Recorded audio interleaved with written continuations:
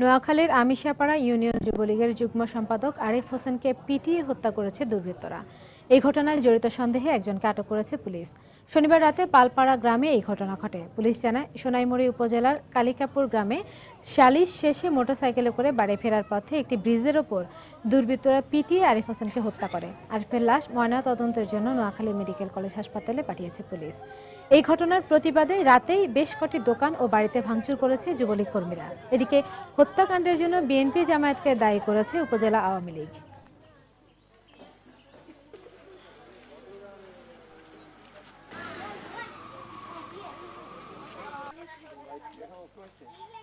আক্রমণ করে ওরে ফার্স্টে বাঁশ দিয়ে লোভাতাড়ি মারছে, তারপরে গুলি করে তার খালে ফালাই দিছে। যে করছে সে সাদা পাক, হে ভুক্তভোগী, আর নিরীহ মানুষগুলো কেন ভুক্তভোগী? আমরা সালিশ এর কথা বলে নিয়ে ওখান থেকে আসার পথে চিহ্নিত সন্ত্রাসীরা, বিএনপি, জামাত, এরা বিগত দিনও এই এলাকাতে অনেকগুলো তাণ্ডব করেছে। কোন গ্রুপ বা রাজনৈতিক কারণ, সামাজিক কারণ না ব্যক্তিগত কারণে তাকে এভাবে হত্যা করা হয়েছে, এটা আমরা তদন্ত সাপেক্ষে পরে বলবো। হত্যাকারীরা যেভাবে যেখানেই থাকুক আমরা আইনের আওতায় আনবো এবং আইনের সোপর্দ করব।